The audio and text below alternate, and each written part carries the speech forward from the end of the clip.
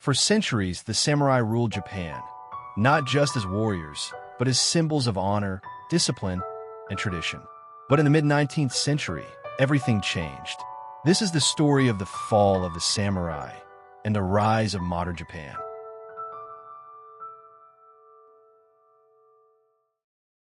For over 700 years, Japan's fate was shaped by a unique class of warriors, the samurai. These men were the heart and soul of feudal Japan, bound by an unwavering code known as Bushido, the way of the warrior. It was a code that placed honor above all else. The samurai's role was not just that of soldiers.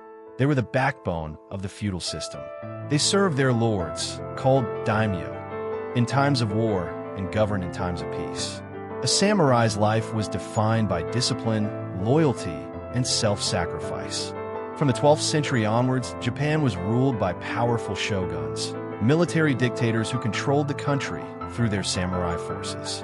The Tokugawa shogunate, established in 1603, brought a period of relative peace and stability, known as the Edo period, that lasted over 250 years. During this time, the samurai's role expanded. They became scholars and bureaucrats, not just warriors. Their sword, the katana, became a symbol of their authority and honor. But beneath this facade of stability, the world around them was changing.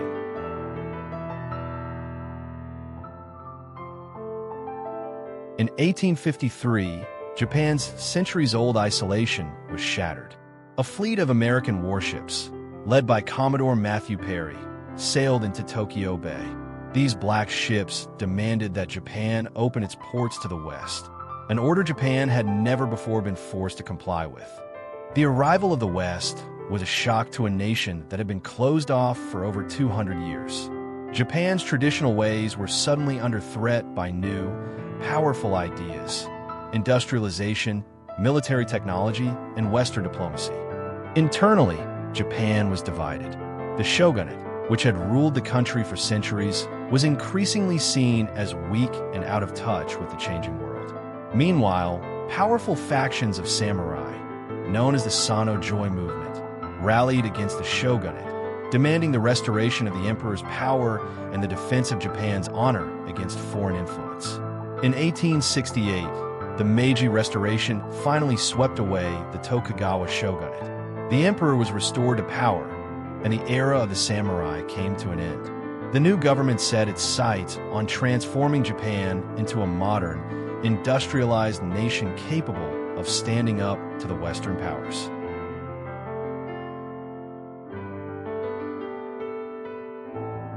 Though the samurai class was officially abolished, not all samurai accepted their fate.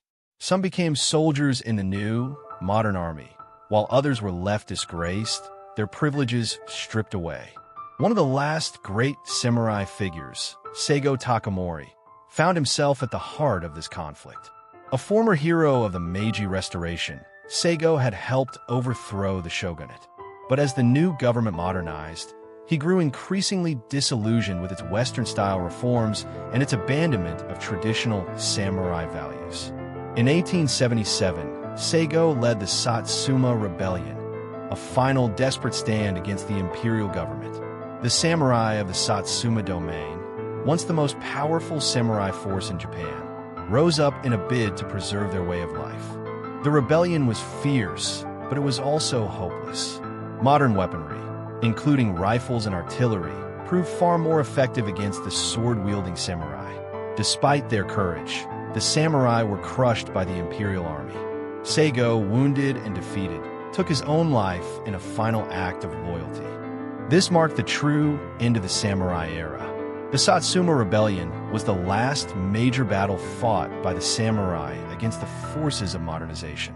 And with it, the samurai, once the ruling class of Japan, faded into history.